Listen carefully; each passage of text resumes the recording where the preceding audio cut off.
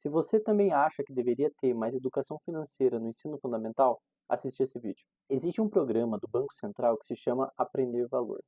Esse programa ele busca certificar e formar professores e educadores em gestão financeira, principalmente focado para crianças, ali no ponto do ensino fundamental. Alguns dos cursos disponíveis é como aplicar o Aprender a Valor, como utilizar o PAPLO-CRE, que é um dos pilares de educação financeira do Banco Central para ensino fundamental, e ainda também tem uma formação de como você fazer projetos de educação financeira nas escolas. Eu já fui uma pessoa que dei palestra para crianças no ensino fundamental pensando nessa estratégia de educação financeira do PAPL-CRE. E o que eu acho mais importante, quando os professores estiverem estudando para poder aplicar educação financeira para as crianças, eles vão poder aplicar todo esse conhecimento na vida própria. A carga dos cursos é mais ou menos de 40 horas, mas é totalmente gratuito. Então, compartilhe com todos os professores que você conhece, vale tanto para o ensino privado quanto para o público.